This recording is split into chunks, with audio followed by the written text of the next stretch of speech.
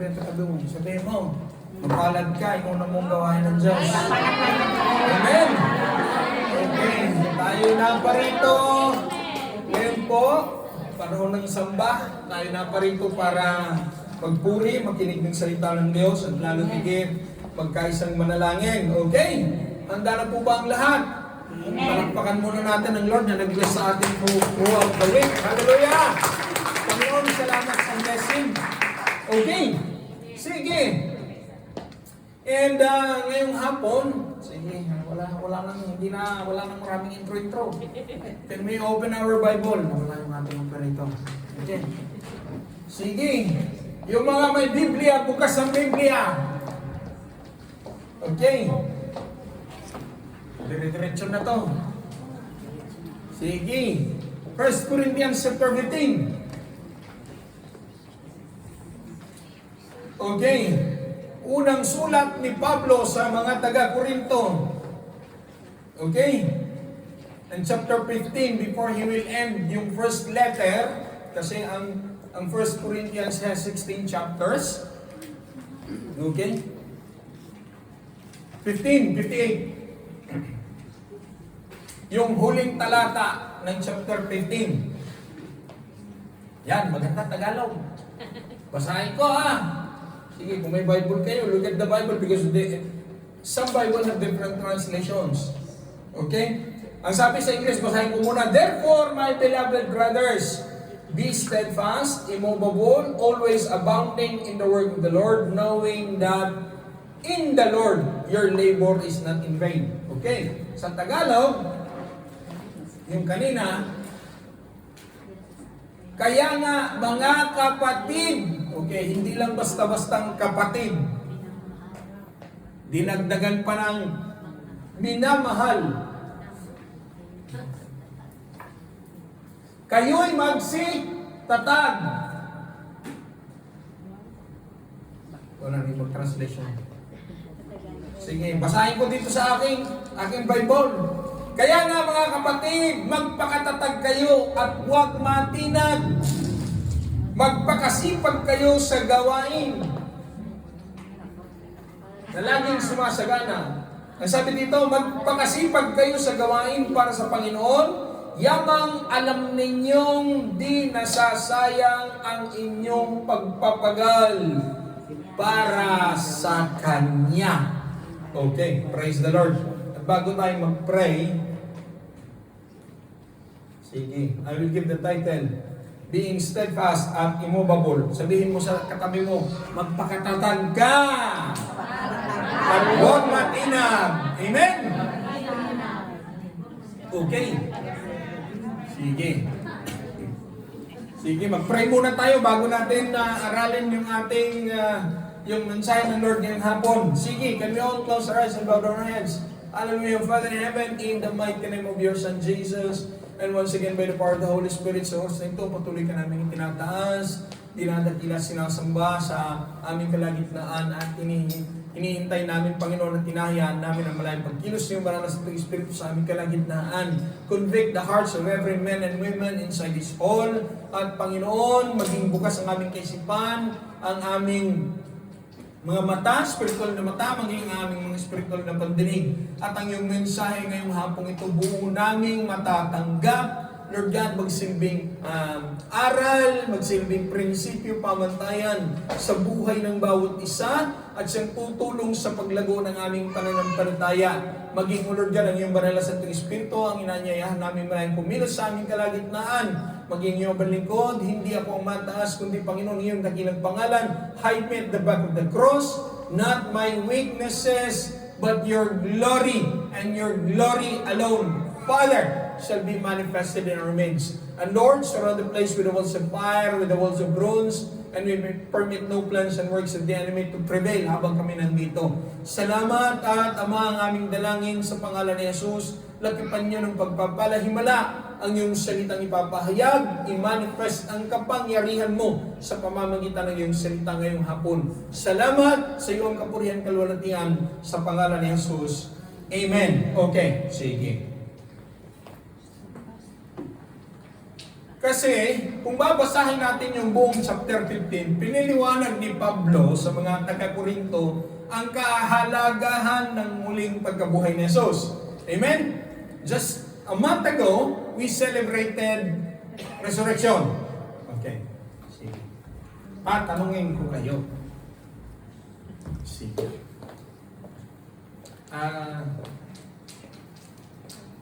Sino po dito yung mga 10 years nang na-born again? Taas ang kamay. 10 years nang mga born again. Oh.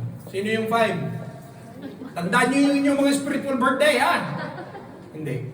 Hindi nga. Sinasabi ko na nga ba? Hindi nyo tandaan yung inyong spiritual birthday. Okay. Now, ganito. Sige. Ikaw, Sister Charo, ilang taong ka nang born again? 5 years. Okay. Ganito. Mula nung na-born again ka, hanggang sa muling pagbabalik ni Kristo, ano ang dapat mong gawin?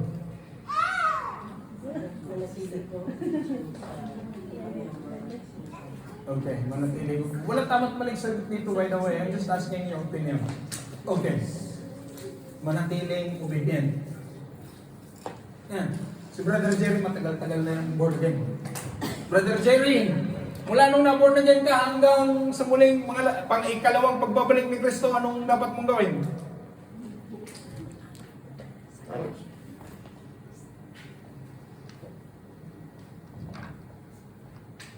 Ano dapat natin gawin? Also in chapter 15, alam niyo kung ano sabi ni Pablo? Kung si Jesus ay hindi muling nabuhay, alora, let us drink it and be merry, for tomorrow we will die. Ganyan ang gusto niyong gawin. Okay. Saan ba superior eh? Quanti anni finisce? Ancora 5? Ok, primo anno, quindi ce ne ancora 5 anni. 4, ok. Da adesso fino al quinto anno tu cosa fai? Studi e poi? Ok. Tignan nyo, maging estudyante. Anche tu. Giusto? Prima che finisci cosa fai? Studi. Oh. Okay. Nire-relate ko lang sa mga estudyante para at least sila, alam nila.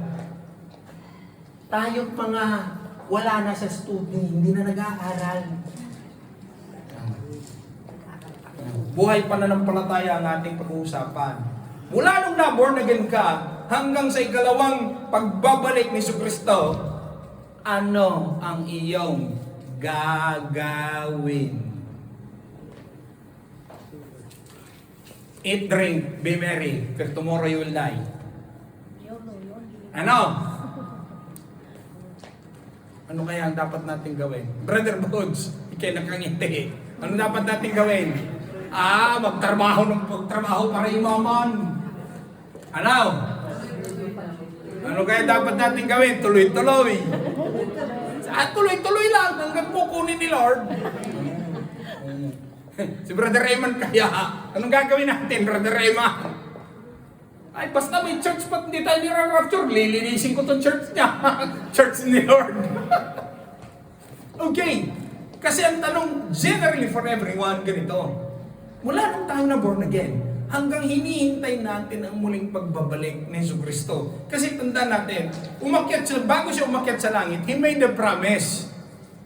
Di ba? Huwag kayong alis sa Judea hanggat hindi bababa ang pinangako ng Ama na ang banal na Santong Espiritu. At nung nagtingalaan yung mga disipulo, ang sabi ng anghel, ano tinitignan nyo dyan?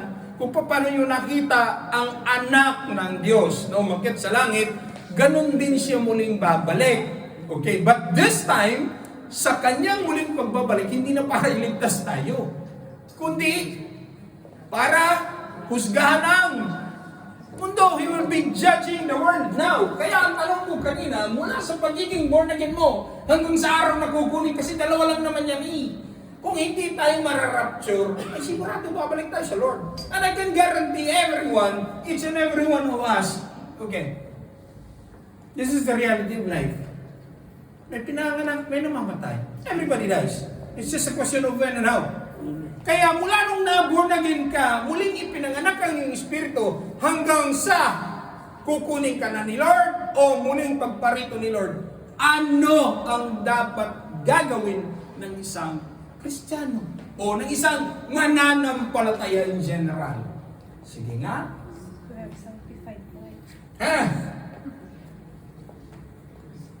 Ano yung sinabi mo kanina? Ano yung sinabi mo kanina sa katabi mo? Di siniko mo.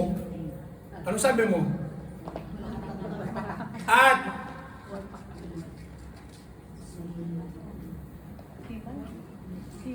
magpakatatag at huwag matinag, being steadfast and immovable. Saan? Sa pananampalatayang tinanggap mo. Okay. Ang ating text, ganito. Our text speaks to what we do from the moment na na-born again tayo hanggang sa muling pagbabalik ni Jesucristo, or which we call yung sinasabing mula sa resurrection hanggang sa kukunin na tayo ng Lord. Okay. Now,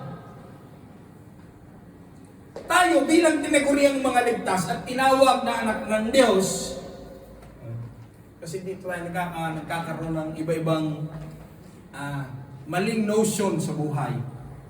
Na-born again na ako. Ganito, tingnan nyo, there are two types of Christians. There are dalawang klaseng mananampalataya. Tama naman sinabi ng Biblia eh. O masyadong mainit, o masyadong maligamgam. Okay? Pareho yan, iluluwa sa langit. Revelations. Now, dalawang klase ng Kristiyano. O yung sobrang extreme, na ang ganito. Okay.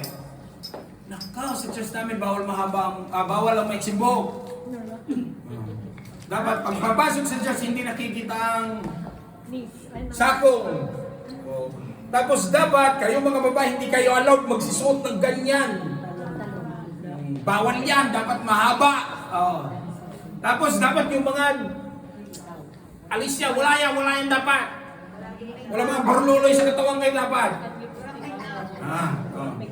That is extreme. Why can't you read that in the Bible? That is extreme.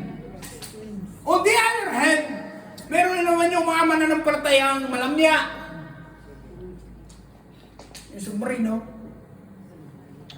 Kung may yellow submarine, meron Christian submarine. Hindi nyo alam yun? Lulubog, lilitaw, lulubog, lilitaw ulit. At alam mong lilitaw, may problema yan. Alam mong lulubog, nawawala, tutubin eh. Kaya ang pagiging Kristiyano dalawa lang. Kaya ang sinabi ni Pablo, dapat tayong mga kinonsiderang ligtas at mga tinuring na anak ng Diyos, dapat maging constant. Kaya sinabi ng mga anak natin kanina nung tinanong ko, mula noong nag-umpisa kang mag-aral hanggang sa kwentuhan mo, ano dapat mong gawin? Mag-aral. Because why? Life will always be pure of pressure. Tingnan nyo mga anak natin, okay? Yung trade example si Bea, ha? Okay. Amore, primo ano, giusto? Okay. Sino yung kura 4 ani? Habang nag-aaral siya ganito, kailan ka magtatapos? Nung natapos na, kailan ka magtatrabaho? Nung nagtatrabaho na, kailan ka mag-asawa? Nung nag-asawa na, kailan ka magkakanak? Diba? Tapos nung nagkaroon na ng anak, kailan mo susundan? Diba? Tapos nung namatay na yung tao, tanong, kailan ka susunod?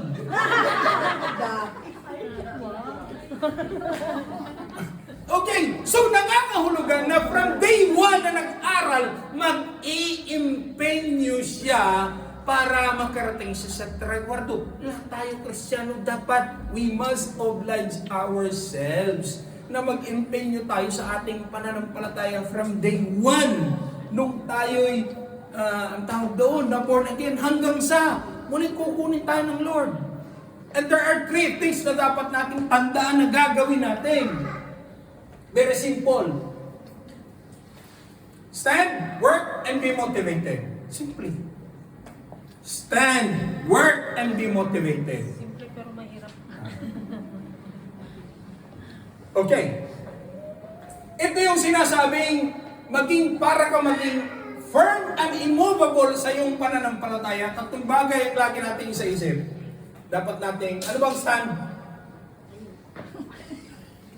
Hindi tayo. Ay, hindi! Mali! Panindigan! Yo! Okay. Sige. Ang sabi ng 1 Corinthians 15, anong pag-English mo? 15:58. Kasi hihimay isang simpleng verse, pero napakalaki ang impact. Okay? Now, sa ibang, may iba yata translation dyan, na imbis na wherefore, ang sabi, therefore. Okay. Oh, yan. Anong ibig sabihin ng therefore? Kaya nga, di ba? Okay, ganito. Tinagalog ko lang. Yan kasi, yung verse na yan, hindi pwedeng mag-umpisa yan sa independent na verse lang yan na yan. Babasahin mo yung kadugtong prima bago mo maintindihan yan. Okay. Kayong magdugtong ha. Kaya ka nga nagtatrabaho. So, ibig sabihin, that is reasoning. Okay? Bea, kaya ka nga nag-aaral. Boy, ano sunod? Para makatapos. Oh, mga nanay, kaya mo nga pinag-aaral. Dugtong. Ano? Oh, pwede. Pero, ganito. Pero wala sa'yo. Oh, pwede. Oh. Ang salitang yan, ang patukoy ni Pablo sa iyo at sa akin. Kaya nga, sabi ni Pablo, mga kapatid kong minamahal, anong steadfast? Matatag. Anong sinabing immovable? Hindi natitinag. Kaya nga, isa pa. Kaya nga kumakain. Oh, bakit? 8 oras ang gagawin mo, hanggang alas 10 ka pa ng gabi. Pag hindi ka kakain, dahil 2 empresa, may bangko ka, may opisina ka pang lilinisin. O, 4 yun. O, tama? Mag-umpisa ka ng alas 2. O, matatapos ka alas 6. Tapos takbo ka doon sa kabila. Pag wala ng tao sa bangko, alas 6 hanggang alas 10. So, napakahabang banatan niya. So, kaya nga, paglabas mo sa pangumaga mo, kaya nga ako kakain ng marami. Para, aabot ka ng alas 10 ng gabi. Tama? O, ganito ha, mga nanay, mga tatay, kaya mo nga binabudget yung sweldo mo. Para? Mali yung sagot. Para hindi ka mangutang katapusan ng buwan. Yun ang tamang sagot doon. Kaya mo nga binabudget. The logic is simple. Do not spend more than what you earn. Simple, che. Kaya yung word na yan, hindi yan para sa mga extreme na sobrang init, hindi rin para sa mga extreme na sobrang lamig. Yang sinabi ni Pablo, therefore, kaya nga mga kapatid, at hindi lang bastang mga kapatid, sabi ni Pablo, mga minamahal kong kapatid. Dahil kung hindi niya mahal ang mga tao sa Korinto, ang mga Christian sa Korinto, hindi niya babanggitin ng pagpapaalalang yan. At ngayong hapon, pinapaalalahanan, ikaw at ako ng Diyos na dapat kaya nga paglinggo, dapat nandito ka. Bakit? Ang sarawali, hindi yan mawawala. Maniwala ka sa akin. And I will tell you this, 4-5 times a year, nagsasaldi.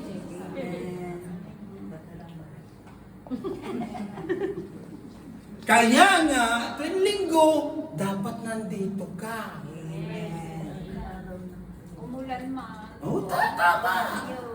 Bakit? Kasi bakit? Kahit Lunes, Martes naman, umuulan. Di ba? Kaya yung sinabi ni Pablo, therefore, sabihin mo katabi mo, kaya ikaw, sa susunod na linggo, dapat dito ka. Okay. Now, sige. Ang unang binanggit ni Pablo, steadfast. Maging matatag. Maging matatag sa saan? Oh. Tingnan nyo. Bakit malakas ang loob na sinabi ni Pablo maging matatag? Eh di kayo siya pinarsecure. Binugbog, kinulong, nalulod ang barkong sinakyan, natuklaw pa ng ahas. Oh, ang sabi ni Pablo, nagutom, naranasang magutom. Kaya, lahat ng pwedeng danasin ng isang tagapagsalita ng Diyos, nadanas ni Pablo. Kaya malakas ang loob niyang sinabi niyang, steadfast. Okay. The word steadfast, the adjective meaning, ano ginagawa mo ngayon? Sitting. Diba? You are comfortably sitting. And I will tell all of you, dahil kayo lang naman ang nakaupo at ako'y nakatayo, hindi ka uupo sa silya na yan if you know na ang silya do po 5 minutes, bibigay at babagsak. You will not sit down in a monoblock chair knowing that your weight is more superior than the monoblock chair can handle. Alam niyo sa mga pestahan, monoblocks, ang mga upuan na binibigay. Para alam nung nagpa-pesta kung sino yung nakakain ng tropo.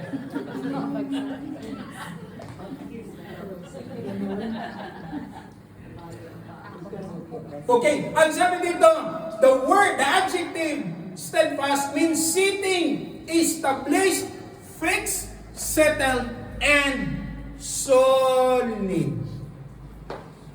Kaya tingnan niyo, ako magsasalita ako dito 45 minutes. Nakaupo ka dyan. O, sa dami kung gaano sindami kong likot at galaw dito, ganun ka rin sindaming likot at galaw mo sa iyong inupuan, pero hindi ka mababagsak. Bakit? You may change your position considering the seat the chair that you're sitting down is fixed, solid, and established. I-relate natin sa spiritual nating buhay. Ikaw mananampalataya, magalaw. Hindi lang ang katawan, pati utak, pati puso. Matampuhin, balat sibuyas. Ano pa? Hindi na ko pumunta sa linggo. Palipasin ko muna, bakit? Ay, napagsalitaan ako talaga. Hindi ko matanggap. Kahit anong gawin mo. So Paul was saying, okay, fine, you will react with your emotions. Pero ang inuupuan mo, gaya ng silya ngayon, solid ang Jesus na namatay, na nagpakasakit, namatay, at muling nabuhay. Kaya ang inuupuan mo, sintatag, yung sining inuupuan mo, sintatag ng nilalatagan mo ng pananampalataya mo, ang Kristong namatay, at muling nabuhay. Because if you look at any other religions, majority of religious leaders, they died and they died. Jesus died and rose again. Tama? Kaya yung lalatagan mo ng pananampalataya mo, sintatag ng upuan mo, na in the next 45 minutes that I'll be moving around here, and moving, and you will also be moving, kahit anong galaw mo dyan sa upuan mo na yan, ay pwede lang pag-uupo kong tabingi, talagang, pero hindi ka mapapaano dyan for as long as you're sitting down. You may change your position. Why? That chair that you're sitting down is solid. And that is the name that you have accepted, that Jesus Christ is solid. Kaya nga, tayo bilang mananampalataya, abay siguraduhin natin na ang simbahang pinupuntahan natin, naka-establish sa Jesucristo.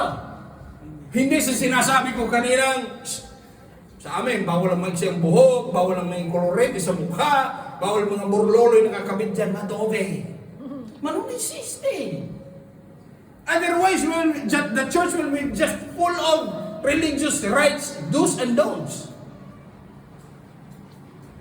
Hindi wala tayong pinagkaiba sa presyo sa unang panahon. Kaya nga panay ang rebuke na natatanggap nila kay Jesucristo. Ano sabi ni Jesucristo? Kayo, nag-aayuno kayo, pinapakita niyo sa mga tao, nag-aayuno kayo, dinadaya niyo naman timbangan. Pinapahirapan niyo mga balaw. Anong silbi? Ganda kay Jesus, direct to the point. Hinuhugasan niya ang labas ng baso. Hello? Marami. Kaya mga Pariseo hindi nagatiis. Sabi sa mga disipulo, bakit yung master nyo nangikain sa mga magnanakaw? Sa mga halang ng kaluluwa? Ano sabi ni Kristo, ay ako'y naparito, hindi para sa mga mabubuting tao. Kaya yung word na steadfast, ibig sabihin solid. Having accepted Jesus as our Savior, the state of being saved, alam niyo, it's very vital and very important. Kasi tandaan natin lagi, ang tinanggap mo, hindi ito. Kapulungan lang to, samahan lang to. Ang pinakasentro ng pananampalataya, hindi dito. Kasi alam niyo, tanggalin ko man ito,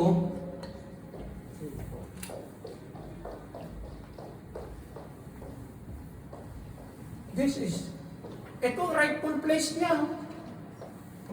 Sa baba nito. Kasi ito, napapasakot dito.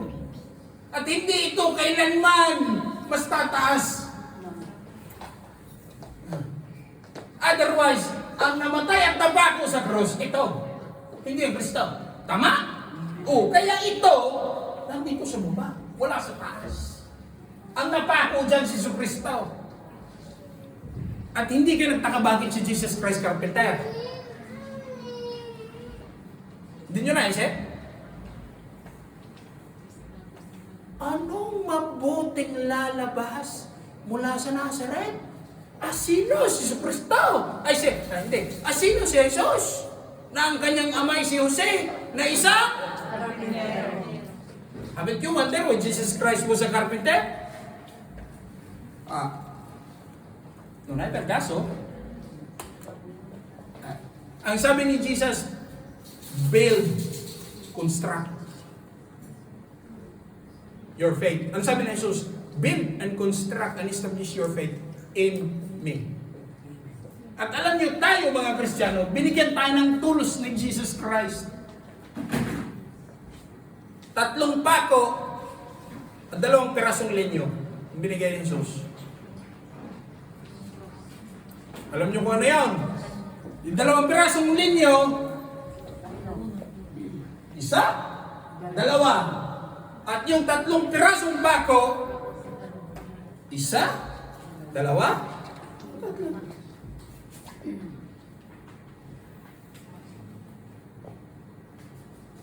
Nasusundan niyo ako? Now, kasi isa-isahin natin yan. Okay.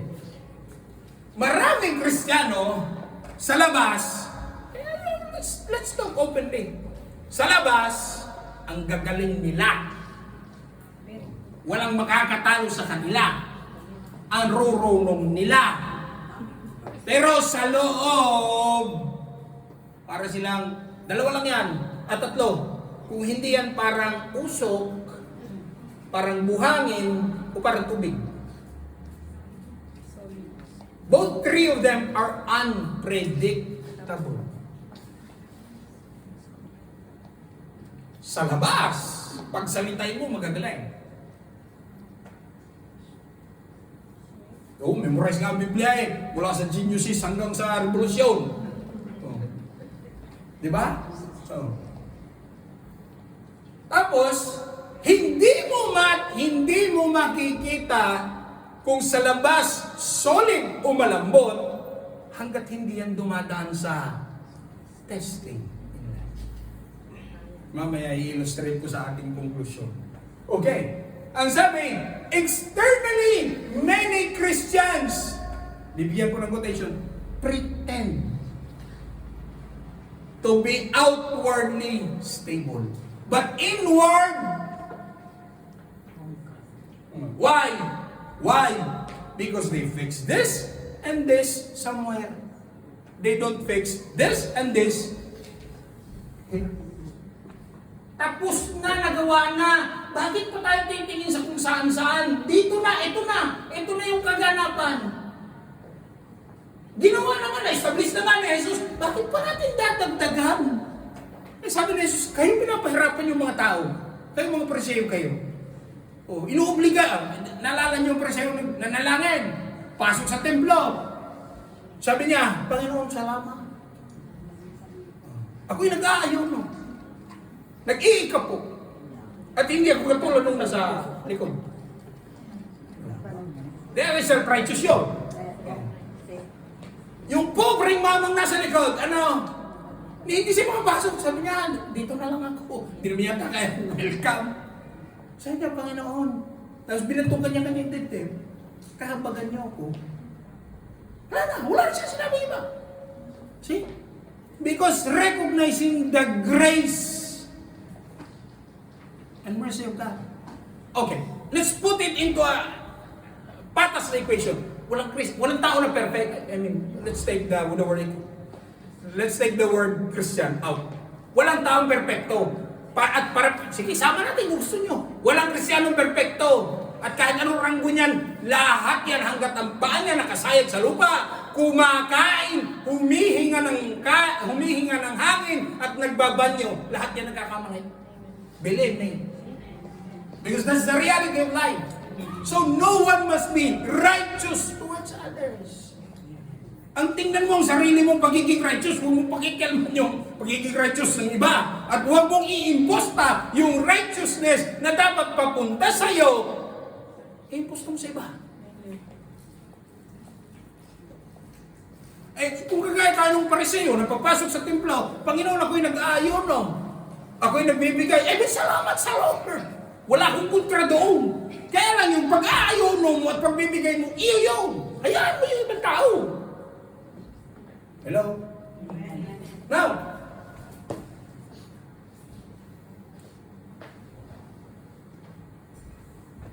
basa, 1, 2, 3. Ulit! Okay. Hands, baby. No, piccolo. Vieni. Takwa.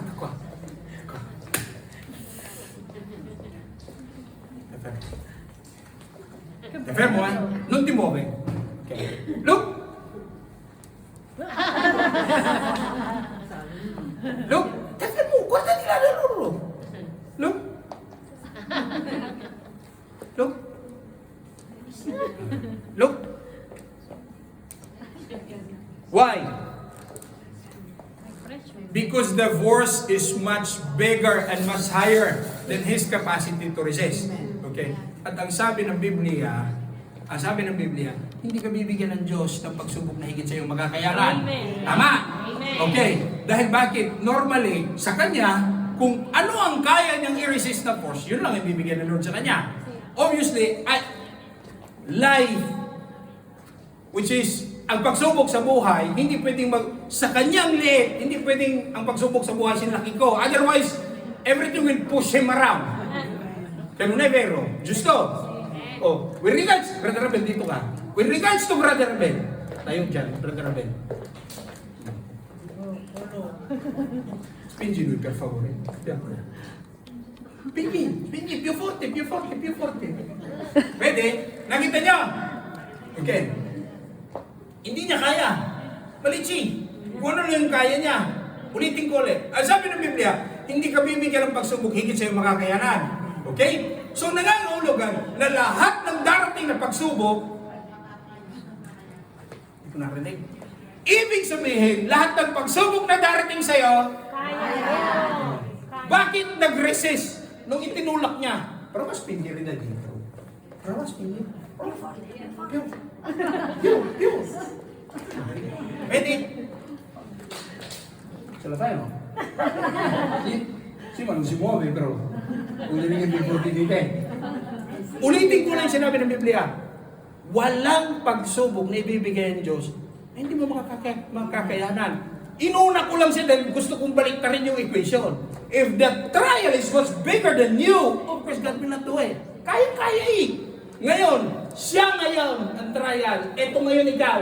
Kahit anong tulak niya, kahit malipat kayo sa kabila, hindi niya kaya. Bakit?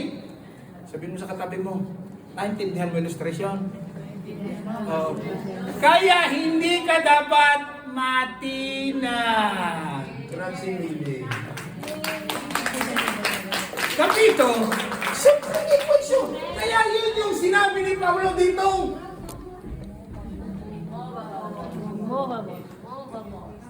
Ano daw? Removable? Ano daw? Ha? Immovable, hindi removable. Kayo talaga, okay. Huwag matinag, okay. Bakit sinabi ni Guarda kayo, kung titingnan natin ang Biblia, that letter is addressed towards the believers in Corinth. At bakit? Dahil at that time, yun yung time na kung saan ang mga Kristiyano sa Corinto naririnig nilang pinipersecute si Pablo. Kaya ang unang nagpakita ng pagiging immovable, si Pablo muna. Bato-bato sa langit. Nagtamaan, di bukol. Ikaw magbulag. Kailanman hindi ka magkakaroon, hindi pinaalis sa iyo ang karapatan mo. Kaya lang, you will never have the right na sawayin ang anak mo. Kung, sige, tugtungan nyo. Kayo na magtugtong. Vede, and this is reality. Because if you talk otherwise, nobody would believe you. And the same sa Christian life. Sige, let's talk about Bible. Talk about Bible. Hanggat hindi ko nakikita ang bunga, Galatians 5:22, sa buhay mo, I will not believe you. Kasi ang hinahanap ng tao, pruweba, fruits, not words.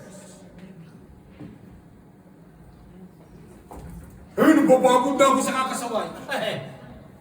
Demonstra, prima. Pakita mo. Ituwid mo sarili mo. Pag natuwid na, saka ka may karapatang manaway. Kaya nga ang gagawin natin, hindi napapansin nyo. Kaya ngayon, nakikita ni Direk na ipi-play. Alam niyo ang word na testimony?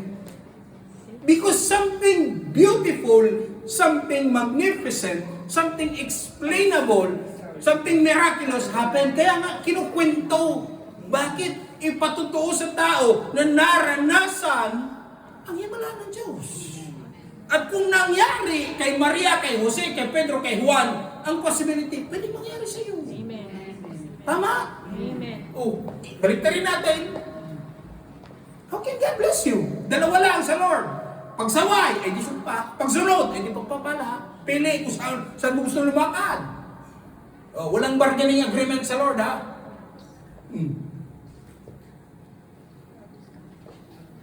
Okay. Immovable, ibig sabihin, holding fast. Yan yung sinabi ng 1 Thessalonians, si Pablo din ang nagsulat. Ang sabi ni Pablo, test everything, hold fast to what is good. 1 Thessalonians 5:21. Now, anong una kong sinabi kanina? Stand firm. Tama? Tatlo yun eh. Stand firm. Work and be motivated. Now, stand firm. Tapos na. Okay. Pangalawa, work. Okay. Hindi na pagsusumikapan mo ang kaligtasan mo. Ang kaligtasan regalo ng Diyos. Okay? Ano ba pwedeng gawin? Romans 10:9. Confess in your lips, believe in your heart. Tapos na. Okay? Kaya lang, kagaya ninyo, mga nagagandahang misis. Tignan nyo. Hindi nyo papansin ang inyong routine. Tuwing kayo lalabas ng bahay nyo, obviously, hindi nyo gagawin tuwing matutulog kayo. Ang kontraryo ang ginagawa nyo pag matutulog na kayo, kaysa sa paglalabas kayo ng bahay. Ganito. Paglalabas kayo ng bahay, anong ginagawa nyo mga misis? Skincare routine. Tama? Ano ibig sabihin yan? You work yourself out. Tama? Kaya nga sa bahay, kayo ang laging huling lumalabas ng bahay. Because you work yourself out. Hello? Hindi nyo mapapansin sa gabi, bago kayo matulog, anong ginagawa nyo? Tingin baliktad. If in the morning, before you go out, you put on. Sa gabi, pagtulog ninyo, you put off. Sa pagiging Kristiyano, tumanggap ka na kay Jesus, you put on. At sa pagtanggap mo na kay Jesus, you put off your old self. Kaya kami mga mister, naka-makeup ka pa, saan ka pupunta? Ano sagot nyo? Hindi pa nga ako nakapagbanyo. Kasi pagkatapos yan mag-toothbrush, ang susunod na gagawin yan, hilamos. Pagkatapos, ang susunod na gawin yan, ano? Cotton. Tapos yung nasa boating ganyan, makeup remover. O diba? Ganyan ang ginagawa. So, ibig sabihin, bago lumabas ng bahay, you work on. Bago matulog, you work off everything. Alam mo, matulog ka naka-working clothes, ang kati-kati kaya niyan. Maghapon mo pinagpawisan, lalo tigit ngayon, maghapon mo pinagpawisan, yung pinagtrabaho mong sandoy na pagtutulog mo. Di wala ka nang ginawa kundi. Bigyan ka tayo, ibig sabihin, sa ating mga daily routine, there's what we call working on and working off. Tama? Sa buhay pananampalataya, habang tumanggap na tayo kay Jesus, we work on. Christian ka na. At yung upuan na yan, Sister Los, kapain mo nga sa ilalim ng upuan, baka may nakalagay ng pangalan ng upuan ng iba. Walang pangalan sa ilalim pero walang pangalan sa ilalim ng upuan. Nilagay ka na Lord sa upuan na yan, hindi para maupo habang buhay at hinihintay. Yun yung sinabi ko kanina. Anong gawin natin? Na-born again ka at habang hinihintay natin si Lord, di maupo din sa upuan ito. Hindi yan gusto ng Lord sa buhay mo. Tama, ang gusto ng Lord sa buhay mo, harapin mo yung katabi mo, magamit ka.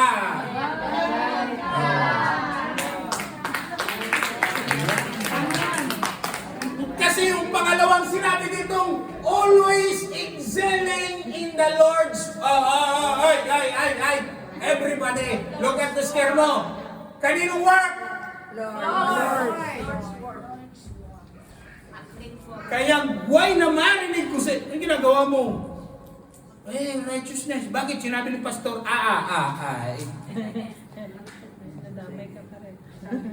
Ang righteousness, may pastor o wala, ginagawa. And that's what you call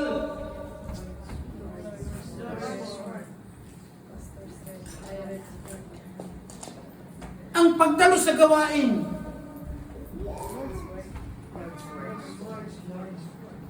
Kasama yan. Nag-effort ka kaya, naligo ka. Gumamit ka ng mainit na tubig. Nagsabon ka pa, gumamit ka ng sabon. Namlansyak pa, gumamit ka ng kuryente. Nag-perfume ka pa. Nagbilyeto ka pa papunta rito, naglakad ka pa. Tama? So, yan yung sinasabing gumawa sa ministeryo ayon sa kalooban ng Diyos. Hello? And let me correct you, ha? Sa ibang translation, may nakalagay abounding in the Word of God. I would like to correct each and every one. Okay? Pag sinabing Lord's work, okay? Sige, let's dig it deeper. Hindi na Lord's work ang ipapato. If you will read sa mga early churches, hindi na Lord's work ang papatungan mo pa ng napakaraming pledges ng mga kawawang church member. Hindi mo naintindihan sinasabi ko? Mission pledges, church building pledges, outreach pledges, youth pledges. Ano pa pledges? Music pledges.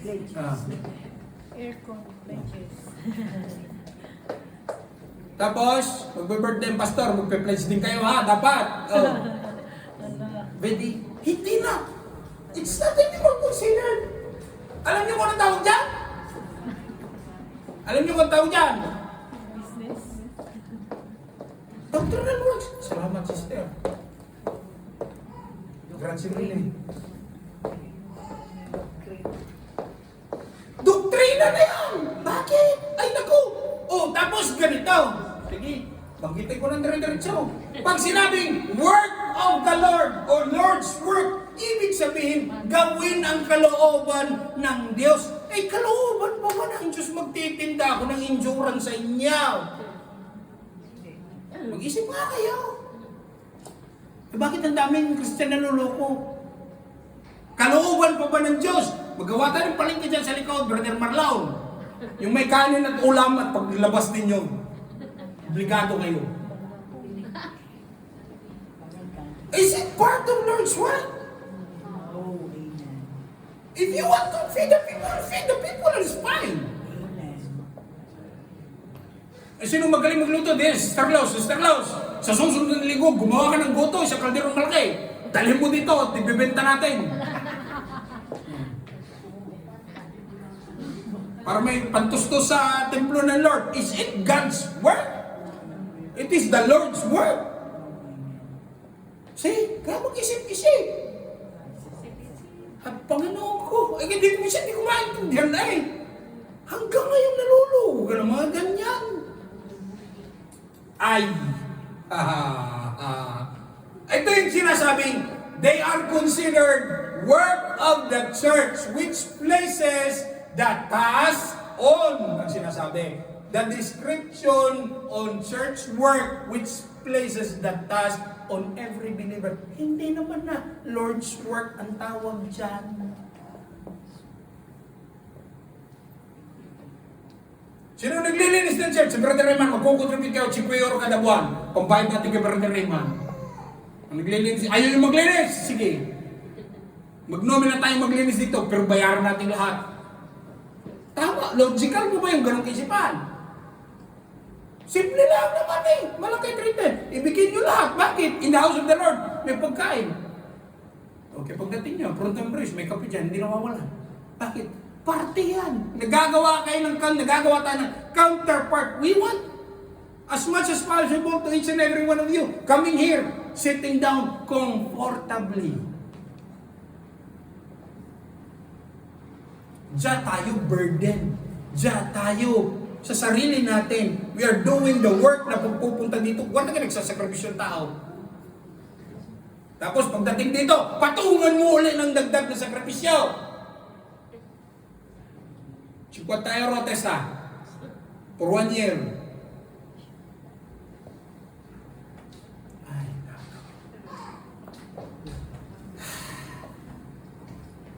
alam niyo kung minsan, ang loob ng church, nagmumukhang social service works, puno ng napakaraming social service works. At ang tanong ko, kalooban pa ba ng Diyos yan? Okay, ganito. Magkakaroon tayo ng seminar. Oh, attend kayo ng seminar. It's good. Why? It enriches everybody. Magsasakripisyo kayo. Oh, gaya ng Miyerkules. Magsasakripisyo tayo ngayon Miyerkules. Pupunta tayo dito, magpa-practice para sa ating anniversary. Fine. Ang makikinabang naman. Sino?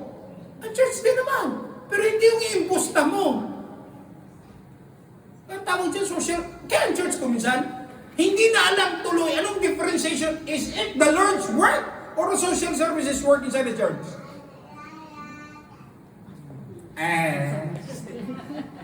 Buti pa si Seth agree. Oh.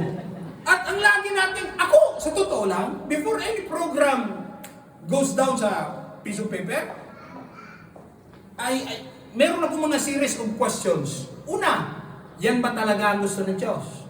Inuutos ba ng Lord yan?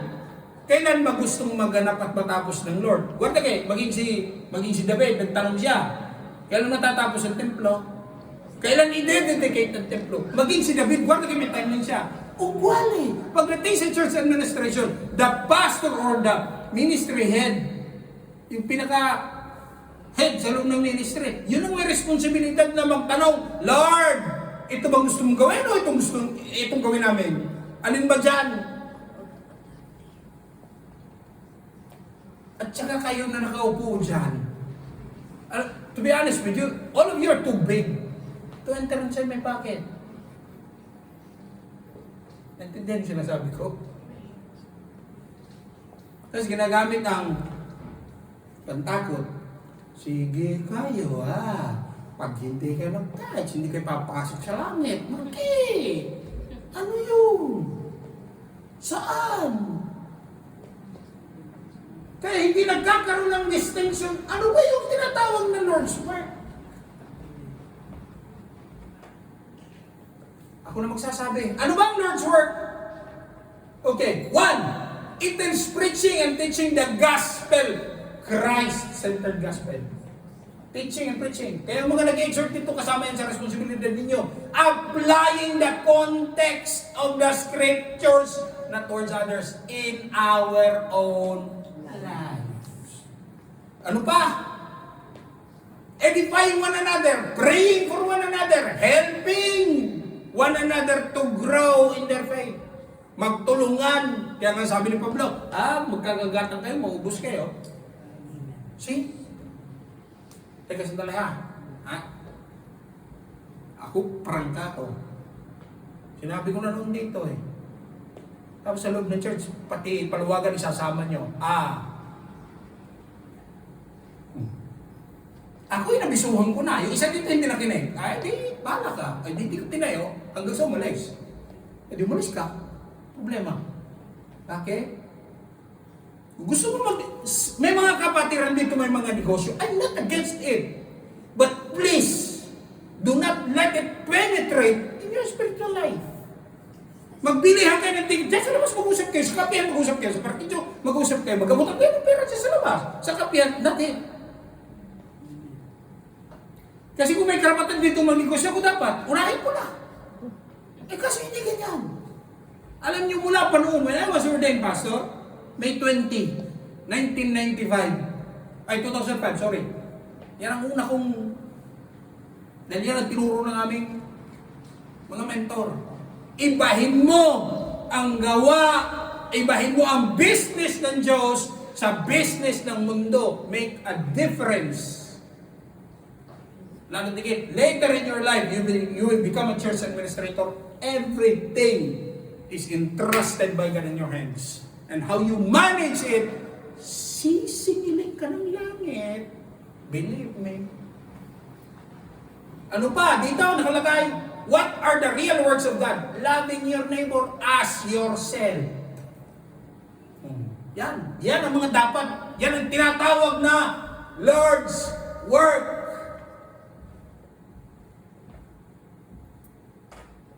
Sabi ni Pablo, yan mga certificate mo yan. Yung mga ilang taong sa Bible School, basura yan sa harapan ng Lord.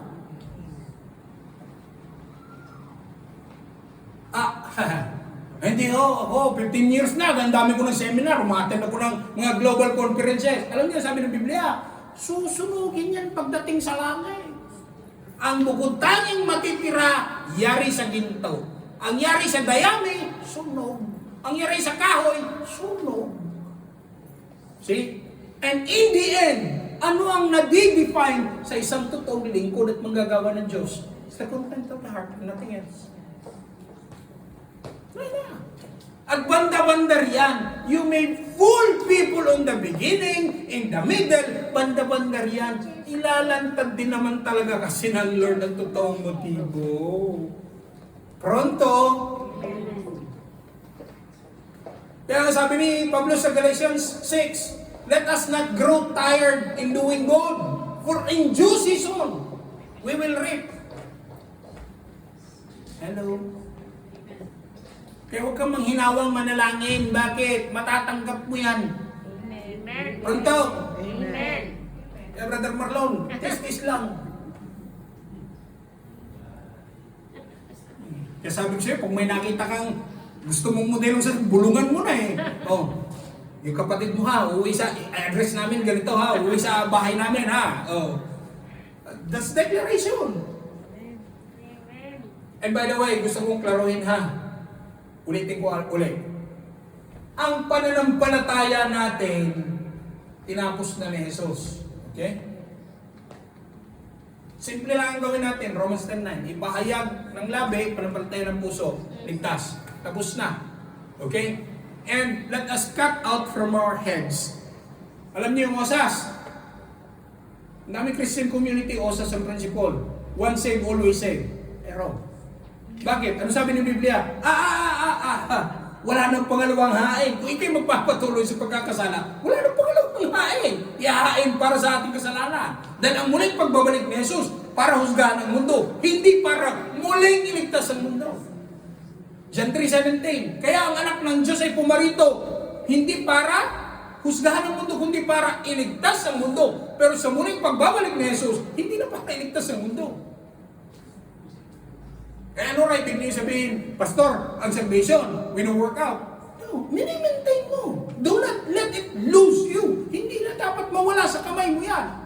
Kaya nga na-invento ng Christian ang word na backslide. Tingnan niyo sa Biblia, tingnan mo lang word na backslide. Eh bakit lumabas ang word na backslide? Because there are those whose lives are already being converted, pero tumalikod sa pananampalataya. Kaya ang tawag ng Christian community sa kanila, ano? Backslider. Ano ang nanlamig? Hindi lang pananampalataya, puso. Tumalikod sa Lord ng puso. Hello? At ang hinihikayat ng Diyos sa atin, yamang tayo'y ligtas na. Abay, pag sumikapan natin yung wala pang tamang relasyon sa Diyos, na sila man, maligtas din. Pronto. Pangatlo, ang sabi dito, knowing that your labor in the Lord is not in vain. Okay, yung pangatlo, sabi ko kanina, ang motivation. Ano ang motivation sa Tagalog?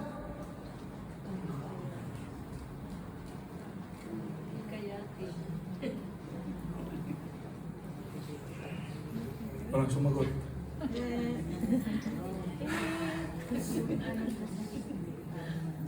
Layuning magpatuloy. Ano ba ang hangarin mo para kang magpatuloy sa pananampalataya? Mga Kristiyano, kung ikay nagpapatuloy sa pananampalataya dahil ang habol mo'y blessing lang. Teka sandali. Parang mali yata ang iyong pananaw sa Christian life. Dahil, ako'y magsi-church. Bakit? Dahil may blessing. Also nito, pag ganyan ang mentality mo, wala naging baliktad ang nangyayari. Pwede? Kasi bakit? Gustong i-test ng Lord ang puso mo. Sabi ng Lord, mahal ba talaga ako nito? Yung blessing na ibibigay ko. Ano ba talaga gusto nito sa akin? Ako ang blessing. Kaya nga lumabas yung katang, bakit nga ba pinupuri kita? Ama? Bakit nga ba sinasamba? See? Because the motive of the song is to demonstrate that whatever happens around you, God is God and nothing else. And God will be God in your life, nothing else. Kaya per favore, every Sunday morning, before ka maligo, before ka mamlansya, at before ka magbihis at magdesisyon pumunta ka dito, suriin mo muna ang motivation mo, ha? Ano ba ang layunin? Bagong bago. Dapat ba kita ni sister? May bagong model ng Scorpio, wala pa sila nito. Dapat makita ni sister. Wrong motive. Tapos pag nasapawang ka, masama loob mo. Ready? You go into some club or something else, not here. Because you're not welcome here. Not you. Your motivation is not welcome here. You are welcome here. But since your motivation is wrong, it don't have place inside here. Kaya sinabi ni Pablo sa mga taga-Korinto na dapat tayo, ang sabi, tuwing tayo'y gumagawa, isipin natin ano ang tunay na motibo. Bababa ko. Gusto ko marinig. Kasi para marinig natin ang motivation. Pauutangin mo ang kumari mo dahil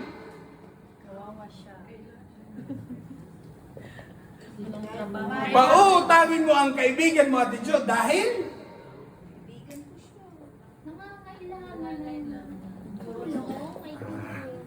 pwede? Okay, tingnan nyo ha. Ano ang motivation mo dahil pautangin mo isang tao? Kaibigan ko. nangangailangan. Oh. Kaya, pag inabot mo ang pera, isipin mo na babalik sa'yo hindi ka dapat nagagalit. Isa sa uli o hindi sa'yo, hindi ka dapat nagagalit. Remember anong tanong ko sa iyo? Pauutangin mo ang kaibigan mo at ang kumari mo dahil, anong sagot nyo? Nakakaawa. Kailangan tulong. Ang usapan natin, pahihiramin, ang alam ko, ang lahat ng hinihiram, nasa uli. May kasunduan po ng bawat pinautang. Babayaran sa ganyan din. Hindi klaruhin niya. Hindi ko siya mautang. Kasi tignan nyo, at random ang tanong ko, anong motivation pahihiramin mo ng pera? Nakakaawa. Tapos, ikaw ngayon to nangungonsuming singil ng singil. Bakit? Inisip mo ba nung pinahiram mo, may kakayanin ba itong magbalik? Wala na pong set. Wala. Ang dahil ang inisip mo, nakakaawa. Ma?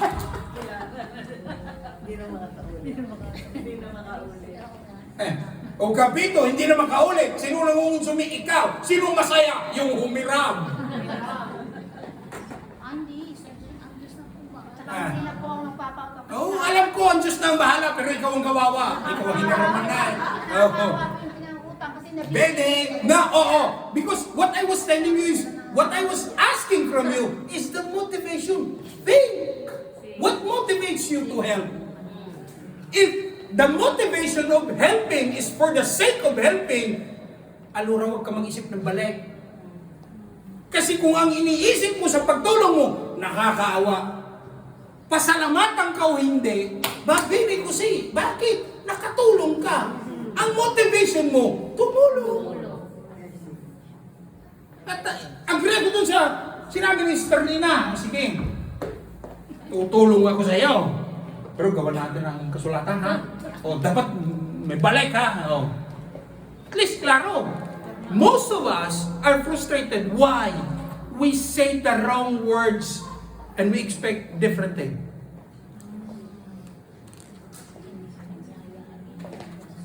Have you heard the word sosyo sa negosyo? Amen. Ilan sa atin ang na 1, 2, 3 ng mga kasosyo?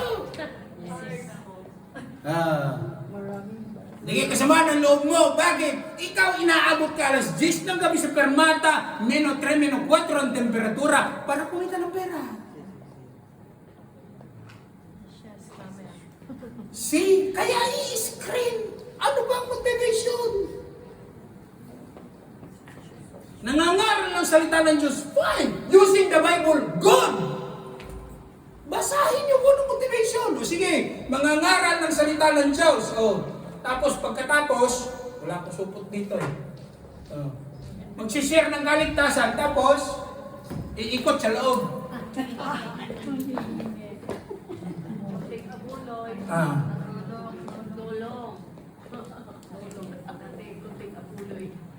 Ang gospel binigay gratis. Kung may mga kunbing na tumulong, salamat. Bakit mo i-obliga? Bakit mo i-obliga ang mga tao? May wrong ang motivation.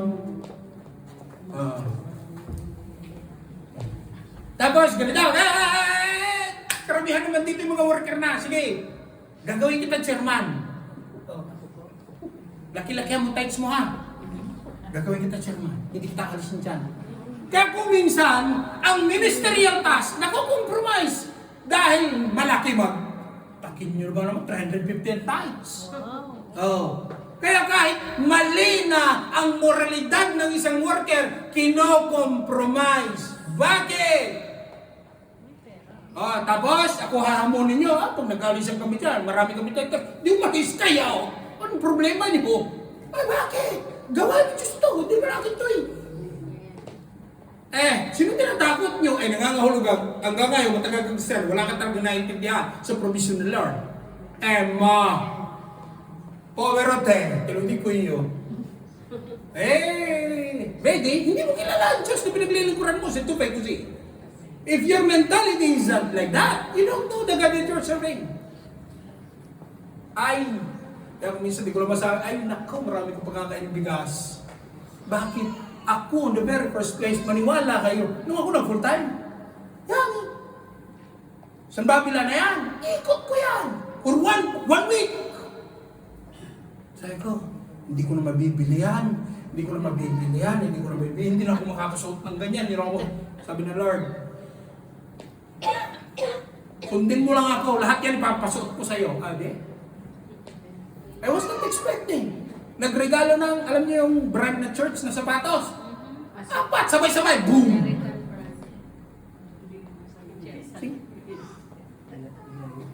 Hindi siya hinagap ng panaginip ko, hindi, I was never expecting I would wear a shoes, 600, 700 euro isa. I never dream about it. Kaya sabi ni Lord, sumunod ka lang sa akin, lahat yan papatikim ko sa'yo. Saan ka nakakita magpapasko, tatawag?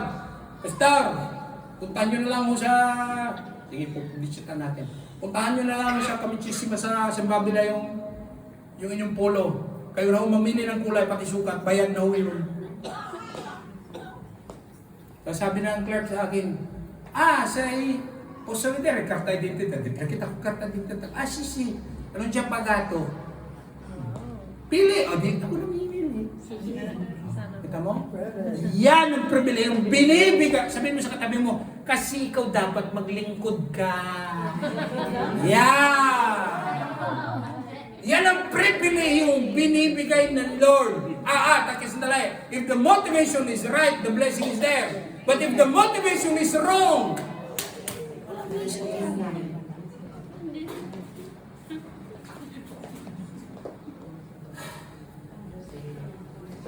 Uno, sa dati kong trabaho, mapalad ng 2 beses sa isang taon ako nakakalabas ng bansa. Sabi ng Lord, mag full time ka, sumunod ka. Kada buwan ako nasa ibang bansa. Pastora, sa buong taon, ang aking pati plane ticket at albergo, pati ticket sa treno buo. Sila dito sa Milano, once a month lang nila ako nakikita. Pwede, kiprende yung binibigyan ng Diyos sa atin. Kaya dapat kilalanin natin yung Lord na pinaglilingkuran natin, Sa Biblia, wala akong nakitang ni isang tao na naglingkod sa Diyos na pinagutuman ng Diyos. Kaya yung ating motivation sa paglilingkod, at ang sabi dito, knowing that your labor in the hindi pangalan ko nakalagay dito, mga kapatid, sandali hindi pangalan ng church ang nakalagay din hindi lang hindi pangalan ko. Kaya sinabi, knowing that your labor in the Lord. Ano ibig sabihin nito? Hindi mawawala ng kabuluhan. Kaya kung tayo'y gumagawa, screen the motivation of the heart. Ako magbibigay, ako bang malulungkot o masasaya? Kung ikaw'y malungkot, huwag mo nang bitawan niya, hawak-hawak mo. May 5 euro ka, tupi-tupi, kahirap-hirap ng ating treasurer bulat-latin. Na mukhang mapupunit na yung 5 euro sa kaka. 5 euro ang ibibigay, kung tinupi, hindi makahinga yung tao sa... Sinakanda. Diba ang sabi? God loves a cheerful. Ang tinitignan ng Lord, hindi ang amount ang tinitignan ng Lord. Sabihin mo sa katabi ko, ang puso mo. Yan ang tinitignan ng Lord. May 5 ang binigay. Bakit? 5 lang yung gusto niyang blessing. Bahala siya. 50 ang binigay sa offering. 50 ang gusto niya matanggap na balik. Pakialam mo ba doon? Kung gusto mong marami din na matanggap, di magbigay ka rin ng mas marami. Problema ba yun? Hello? Always look at the motivation. Lalo tigit. Ang sabi ng Biblia, no one can fool God. Amen. You cannot mock God. Kaya tandaan natin. Sinong may sabi kanina kahit umuulan? Sa Tilina. At Tilina, ang pagpunta mo dito, kahit umuulan,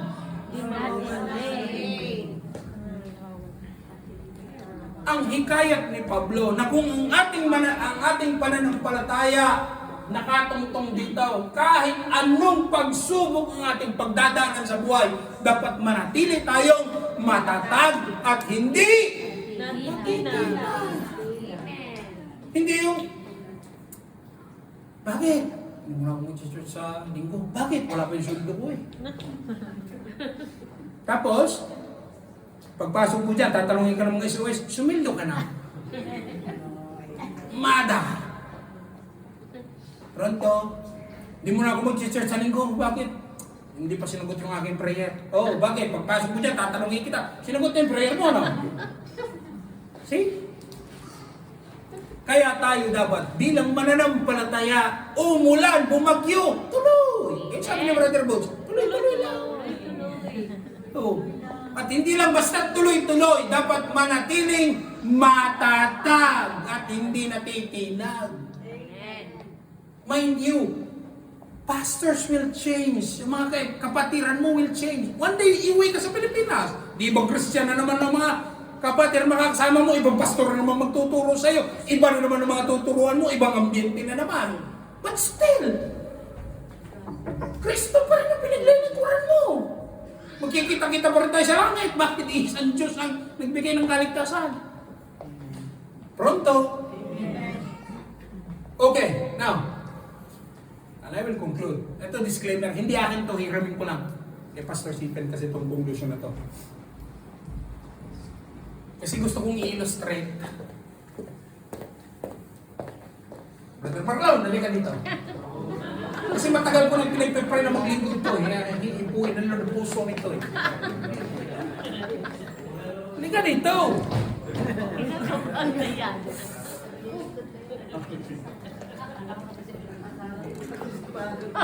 Akala ko artista. Ah.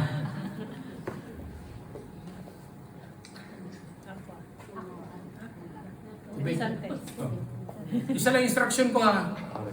Sundin mo lahat ng gagawin ko. Okay? Sundin mo.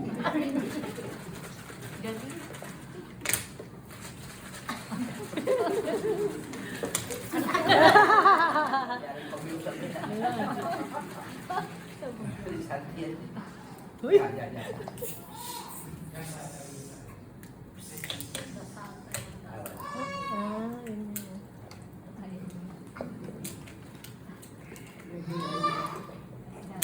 Narinig niyo yung bote niya? Umaswit. Pareho naman tayong tubig. Bakit yung akin hindi? Pareho naman tayo nakabote. Oh, pareho naman bago. Bago, di ba? Bago. Bago. Oh, pareho naman kami bagong bote ah. Bakit yung kanya pumaswit, yung akin hindi? Alam niyo kung bakit? Alam niyo kung bakit? Kasi pag pure ang laman ng puso, kahit anong alog mo dyan, hindi wala ka maririnig. Wala. Oh. At sinisiguro ko sa inyo, ipaalog ko ng ipaalog yan kay Brother Marlon at buksan niya ng buksan. Darating ang point, wala ka na maririnig dyan. Bakit? Bakit? Naging matatag na. Amen. Alam niyo kung anong yan yung murmuring mo. Yan yung reklamo mo. Yan yung maktol mo na narinig ng Lord. Tama. Amen. Kasi kung titignan nyo, pareho kami kalating samboteng tubig. Pareho bago. Yung kanya bago yung akin. O iba nga lang ng kulay. Blue yung kanya, ang aking white. Pero parehong tubig. Pareho naming inalog. Kaya hindi question ng shaking eh. Bakit? Nung, sabi ko sa kanya, gawin mo lahat ng, sundin mo lang ako. Sinik ko yung akin. Sinik niya rin yung kanya. Ano nangyari? Nung nagbukas, yung kanya, may pumaswet. Yung akin wala. See? Ngayon yung nakita. If the contents of the heart is right, wala kang maririnig na psst dyan. Kahit anong galog mo dyan. Kaya hindi ang question, hindi ang shaking eh. Bakit? Parehong bote dinaan sa shaking. Tsaka parehong laki ng bote. Nakuha niyo? Amen. Hello? Amen. Yan ang sinabi ni Pablo. Ayaw mo ng presente, Brother Marlon, isang tip ko sa'yo, alugin mo ng alugin yan. Mawawala. Mawawala. Psst, yan. Ay, ayaw mo ng presente. Magre-reklamo ka, alugin mo ng alugin. Maya-maya mawawala yan. Di ba? Because why? Kahit presente o hindi, ang shaking sa buhay, hindi nawawala. Amen. O, in-example ko nga lang, ganito kalaging bote. Bakit? Kayang buhatin. Eh, yung hindi wala eh.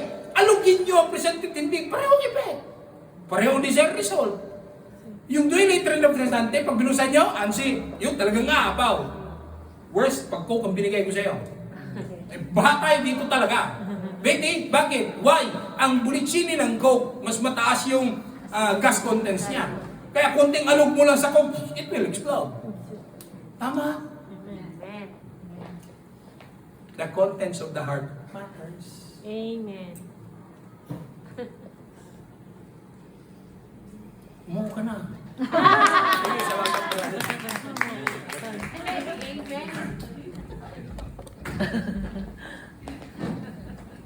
Nasundan niyo ako. Ang pagiging matatag sa pananampalataya, ang pagiging steadfast at immovable.